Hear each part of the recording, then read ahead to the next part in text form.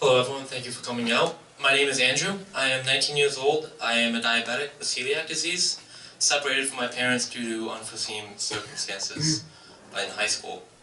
I attend university full-time, studying philosophy, and in addition work part-time at Mighty Taco. Fast food is a very interesting place. A lot of different, very interesting people with a lot of different backgrounds end up working there.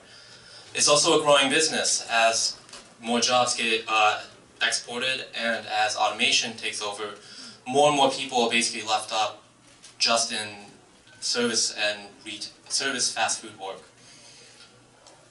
So as a result, we can see that jobs which are made for teenagers as a stepping stone are held by people who have not been teenagers in a very long time, and that this sort of work is the only reliable income for many of those people. Many of the people I work with have been in the company for several years, and some over a decade. I have it much better than most, and I'm very, very thankful for that. My skin tone, biosex, and family background give me a position of privilege that many don't get. And that eliminates certain difficulties from my life that I cannot even begin to understand, even as I actively try to push against them. And while I understand, what I can understand is that we are getting duped. We have been fooled and blindfolded over working people everywhere. We have been fooled to think, we have been fooled to think that our enemies are a person with a different skin tone than mine. We've been fooled to think that our enemies are people with different religions or come from different countries. This is all false. They're lies. It's a trick. I know my enemy, and it's not the ones that we're told to fear. While corporate executives in the United States make upward of 450 times the amount that they pay their workers, I have the luxury of making my paycheck magically disappear straight from payroll into the bank accounts of huge insurance companies. If you ever know what it's like to pay for the air that you breathe, you will know what it's like to pay for insulin. My life depends on it, and half of my paycheck goes to insulin, pumps, other medical supplies. The other half goes to gas, of course, to make it to my lovely job. Rinse and repeat. On top of the current struggle, I will leave college with a piece of paper and tens of thousands of dollars in debt.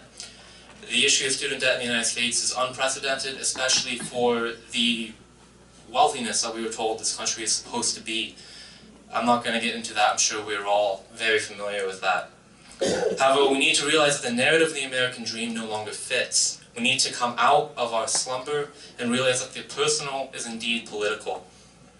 The first step, I think, is to recognize each other, is to recognize ourselves in each other, to put aside whatever differences that may come between us, whether that is race, gender, politics, whatever, to see that we have more in common as working people than we might initially think at first, than we've been accustomed to and created to think that we do. Many of us are trying our best just to keep our heads high and just to keep on trucking. A lot of us are failing in that, and many more are holding on just by barely strings. We should stand in solidarity with our co-workers in factories and fields near and far. Our success as workers depend on it. As many can attest to, solidarity is a weapon that can grind even the deadliest of machines to a halt. In addition to solidarity, I encourage each of us to find some way to connect with the union. In a time far past, unions were the force that made businesses give higher wages and child safety laws, benefits. We all know this. So I encourage each of us to join some form of a union, whether it be the Fight for 15 campaign, as I have, or whatever you can possibly conceive. It is an uphill struggle, for sure, but we can do it.